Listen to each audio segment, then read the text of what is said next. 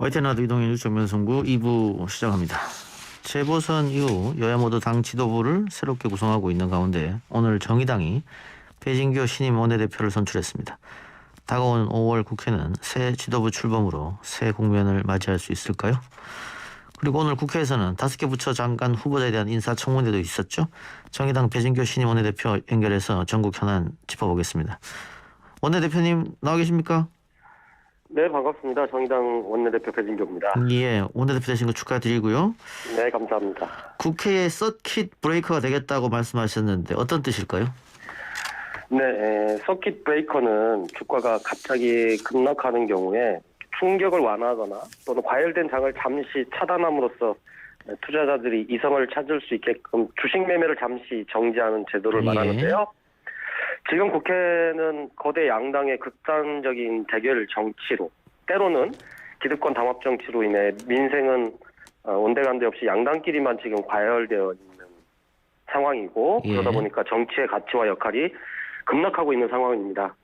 그래서 정의당이, 그리고 이기 원내대표인 제가 이런 브레이크를 걸 수 있는 국회의 서킷 브레이커가 되겠다라고 친사를 통해서 밝혔습니다. 예, 말씀하신 것처럼 극단적 대결 정치가 이번 국회에서도 계속해서 이루어졌었는데 네네. 최근에 민주당 윤호중 원내대표, 국민의힘 김기현 원내대표 선출됐고 여야 모두 협치를 이야기하고 있습니다만 많은 분들 예상은 새로운 원내대표 체제 하에서도 역시 극단적 대결 정치가 이어질 것이다 이런 예상을 하고 있단 말이죠. 네네.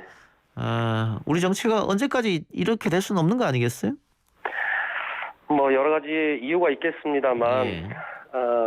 일단 그런 상황 속에서 제가 오늘 민주당의 윤호중 원내대표, 그다음에 국민의힘 김기현 대표를 만나서 민생 문제에 대해서 다 같이 노력하자라고 얘기를 드렸고요. 예. 윤호중 원내대표도 민생 회복에 앞으로 전력할 거다. 정의당 함께 해달라고 저희한테 요청을 했고, 김기현 대표께는 정치투쟁, 권력투쟁에서 벗어나서 민생투쟁 하시겠다고 했는데 저는 120% 공감한다. 앞으로 민생 관련해서 더욱더 함께하자라고 하는 말씀을 드렸습니다. 알겠습니다. 예. 네네. 그럼 당장 5월 국회에서 가장 중점을 둘 법안은 어떤 게 있을까요?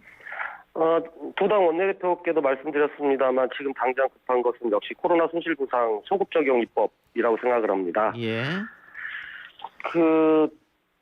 다 아시고 계십니다만 이미 자영업자들의 경우에 하루하루 버티기가 힘든 상황이고 폐업의 숫자가 늘어가고 있습니다. 뿐만 아니라 빚을 내서 삶을 지금 이어가고 있는 상황인 거죠. 이런 상황에서 무엇보다도 코로나 손실보상 입법은 대단히 중요한 문제라고 생각을 하고 있습니다.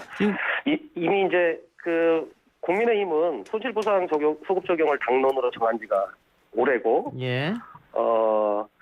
지난달 말에 본회의 5분 발언에서 제가 민주당 지도부의 결단을 촉구했었는데, 예.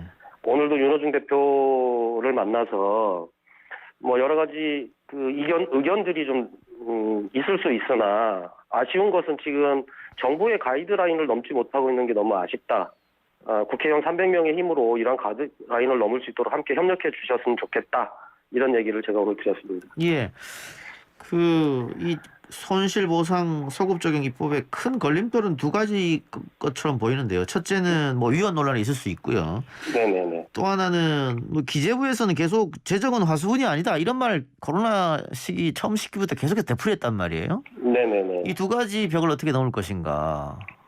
근데 사실 이런 논란의 여지는 별로 없다고 봅니다. 왜냐하면 국가가 법적으로 행정명령을 통해서 긴급 제한, 집합 제한, 집합 금지를 했기 때문에 당연히 보상이 따르는 것은 헌법에서 얘기하고 있는 대로 당연히 보상 절차를 진행해야 된다라고 하는 것이고 기재부는 여전히 화수분 얘기를 하고 계십니다만 지금 전 세계적으로도 이 코로나 위기 극복을 하기 위해서 대체적으로 정부의 부채가 100%를 넘어서 110%에서 120%입니다. 그리고 가계부채는 전 세계가 약 70%에서 80% 정도인데 우리나라는 거꾸로 가계부채는 이미 100%가 넘어가고 있고 정부 부채는 이제 저희가 50% 정도 수준에 머물러 있지 않습니까? 여전히 정부의 재정 능력이 있다고 보는 거고 그런 과정에서 무엇보다도 이 코로나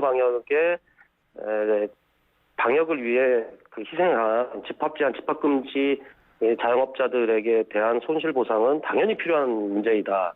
그리고 그동안에 기재부가 재정 건전성에 대한 얘기를 계속 했었는데 이런 문제들을 계속 지적을 하니까 이제는 형평성 얘기를 하기 시작했거든요. 예. 그래서 이 문제는 기재부가 생각하는 것보다 훨씬 더 심각한 문제이기 때문에 국회가 의견을 모아서 실제적인 지원책을 마련해서 지원해줘야 된다 이렇게 생각을 하는 겁니다. 예. 그러면 실질적으로 정의당도 이게 찬성, 국민의힘 찬성, 그럼 민주당만 찬성하면 문제 없겠네요. 그렇습니다. 그리고 민주당도 내부에서는 여러 가지 의견이 있어서 그리고 정부 의견도 있기 때문에 어려움이 있으나 시작은 하겠다고 했습니다. 중요한 것은 바로 빨리 법안 소위를 열어서 어떤 차이점이 있는지 어떤 방식으로 할 것인지를 논의를 해야 예. 실제 이것이 진행되고 있구나라고 하는 것을 자영업자분들도 이해를 하실 거고 더 이상 희망 고문에 머물지 않을 수 있다고 판단을 하는 예. 겁니다.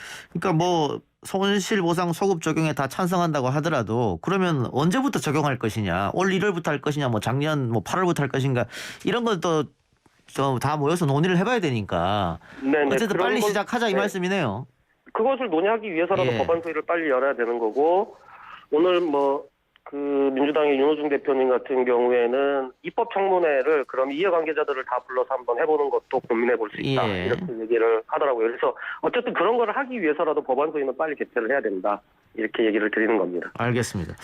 또 하나 관심 갖는 입법 부분이 종부세 완화 또 무주택자에 대한 대출 규제 완화인데요. 정의당 입장 어떻습니까? 네, 사실 종부세 완화는 3.7%에 해당하는 부자들을 위한 감세 조치라고 저희 정의당은 보고 있는 거고요. 예. 절대 집값 안정화 대책이 될 수 없다고 판단하고 있습니다. 예. 사실 이제 내 집 한 채 마련하지 못하는 서민들과 다주택자 부자들 사이에 이런 부동산 불평등 문제를 해결하기 위한 과세 방안이 절실한데 예. 오히려 세금 감면을 말하는 것은 부동산 투기를 잡겠다라고 하는 것인지 의심치 않을 수 없는 거죠. 예. 또 한 가지는 무주택자에게 필요한 것은 빚을 내서 집을 사라는 것이 아니라 공공주택이 필요하다는 것이 정의당의 주장이고요. 그동안 대규모 공공주택 공급이 있었다고 하지만 무주택자가 아니라 사실은 다주택자들을 위한 것이나 다름없다는 것이 최근의 통계 자료들을 통해서 확인되고 있고요. 또 하나는 천정부지로 치솟는 집값, 또 서민들의 주거 안정화를 위해서는 공공주택 확충, 그리고 다주택자 보유세 강화, 그리고 토지공 개념 전면 도입이 필요하다고 하는 것이 정의당의 일관된 주장이었고, 최근 우리 당 심상정 의원이 대표 발의한 토지초과 소득세 도입이야말로 부동산 불평등 문제 해소를 위한 실질적인 대안이 될 수 있다고 저희 정의당은 판단하고 있습니다. 예, 알겠습니다. 그러면 이 뭐 종부세 완화 여당에서도 이런 얘기가 나오긴 하던데 뭐 야당 국민의힘에서는 계속 주장하고 있고요. 근데 정의당 입장 이건 부자들 위한 세금 혜택이니까 있을 수 없고 네, 그렇습니다. 무주택자 대한 대출 규제 완화는 어떻습니까? 무주택자 관련해서는 방안, 특히 이제 청년 세대들과 관련해서는 여러 가지 방안들이 필요하다고 생각을 합니다. 예. 그러나 이제 앞서도 말씀드렸다시피 빚을 내서 집을 사라고 해서는 안 되는 거 아니겠습니까? 예. 그러니까 오히려 저비용으로 실질적인 삶이 일정 정도 보장되는 공공주택 공급이 지금적으로 우선적이다 이렇게 말씀드립니다. 그런데 일부 젊은 층에서는 네. 그 조금 빚을 내서라도 우리는 그 집을 사고 싶다 이런 이야기가 좀 많이 있잖아요. 왜냐하면 지금 정부 특히 서울에서 대출 규제를 너무 힘들게 해놔서 뭐 10억 이상은 네네네. 대출이 0이고 뭐 이런 식으로 네네. 그 부분은 약간 논의해볼 필요도 있지 않을까요? 두 가지가 필요하다고 생각합니다. 첫 번째로는 공공 임대주택이 실제적으로 삶의 주거의 질을 담보할 만한 것이냐라고 하는 문제가 하나 있고요. 두 번째로 말씀하신 것처럼 실제적으로 내가 충분하게 앞으로 갚아나갈 능력이 있고 또 그런 측면에서 일정 정도의 현재 있는 비율을 좀 완화시켜주는 문제와 관련해서는 충분히 얘기해 볼 수 있다고 생각을 합니다. 예. 그런데 우선적으로는 공공임대주택에 대한 부분이 1차적으로 우선 마련되는 것이 필요하다라는 말씀을 드리겠습니다. 알겠습니다. 또 하나 지금 여야가 세게 부딪힐 부분이 원구성 문제인데요. 뭐 원구성 네네네. 말이 원구성 문제 사실은 국민의힘에서는 법사위원장 달라는 얘기고 민주당은 못 준다 이건데 정의당은 어떻게 네네. 보고 계십니까? 지금 법사위원장 문제로 또다시 논란을 벌일 상황인지에 예. 대해서 예. 생각하지 않을 수 없네요. 예. 이미 지난해에도 이 법사위원장 문제를 가지고 계속 논란을 벌일 때 정의당 입장에서는 언제나 이렇게 관습적으로 원구성을 할 것이냐, 그러지 말고 지금 논쟁이 되고 있는 이 법사위원회를 분리하자. 예. 그래서 자꾸 심사권은 별도로 하고 사법위원회를 분리해서 앞으로 이런 법사위원장을 둘러싼 원구성에 대해서 예. 관습법적으로 하지 말자라고 하는 얘기를 드렸고, 예. 특히 비교섭단체인 저희들 입장에서는 교섭단체 두 정당이 원구성을 서로 나눠먹기식으로 해왔기 때문에 예. 비교섭단체들이 함께 포함될 수 있도록 원구성을 할 수 있는 내용을 법제화하는 것도 함께 논의를 해야 하는 것이 현재 국회가 정상적으로 운영되기 위해서 필요하다라고 예. 하는 것이 저희 정당의 예. 주장이었습니다. 이 법사위원회가 상호 노릇하는 것, 월권하는 거, 네네네. 이거는 모든 국회의원한테 질문했을 때 다 이거 고쳐야 된다고 얘기하는데 왜 안 고쳐질까요? 그때 자기들 입장에서 다르기 때문에. 그래서 그것을 없애기 위해서, 이번, 어쨌든 2기 원내대표들이 계시기 때문에 적어도 이 부분에서 확인을 하고, 2기 이제 하반기 원구성을 할 때 그 정해진 기준에 의해서 원구성을 하면 된다. 저는 이렇게 말씀드리고 싶습니다. 알겠습니다. 오늘 장관 후보자에 대한 인사청문회가 실시 중인데 청와대 인사검증 시스템에 문제가 있다 이런 지적이 많이 나옵니다. 어떻게 보세요? 사실 이제 고위공직자의 도덕성 문제가 이번 정부에서도 이제 끊임없이 반복되고 있는 게 사실인데요. 예. 국회에서 이제 도덕성과 더불어 자질과 능력을 철저하게 이제 검증하고 따지는 것도 필요하지만 청와대에서 일단 사전에 인사검증들을 하고 있는데 또 불구하고 오늘 경우에도 박준영 후보자 배우자의 도자기 사진 같은 경우가 이제 버젓이 SNS에 올라와 있지 않았습니까? 예. 이런 것들을 거르지 못했다라고 하는 것은 청와대의 인사 검증에 있어서 이러한 문제들을 큰 사안이 아니라고 생각하고 있어서 넘겼는지 아니면 몰랐는지 이건 둘 다 문제라고 좀 생각을 합니다. 예. 그건 아마 청와대에서도 인사청문회를 통과할 수 있냐 이 기준을 그 인선의 큰 줄거리로 삼았을 텐데. 네네, 그렇습니다. 예, 그래서 뭐 관료를 승진시키기도 했고. 그런데 이런 문제가 불거져서 청와대도 곤혹스러울 것 같긴 합니다만은. 정의당이 보기에 지금 가장 문제되는 후보는 누구라고 생각하십니까? 뭐 정의당 데스노트 이야기도 있어서. 일단 오늘 정의당 의원총회에서 임혜수 과기정통부 장관 후보자와 박준영 해장수산부 장관 후보자에 대해서는 약간 미흡한 것이 아니냐라고 하는 의견들이 서로 있었습니다. 그리고 지금 이제 청문회가 진행 중에 있는데요. 여전히 청문회 과정을 지켜본 결과로도 임혜숙, 박준영 후보자의 경우에 장관의 역할을 수행하기에는 약간 미흡하지 않나라고 하는 판단들을 좀 하고 있는데 그 이유는 임혜숙 후보자의 경우에는 배우자 논문과 연구 성과 쪼개기 의혹이 아직도 잘 해소되지 않고 있고요. 예. 특히 제자의 논문과 배우자의 역할에 대해서 아직도 잘 정확하게 해명이 되고 있지 않는 것 같습니다.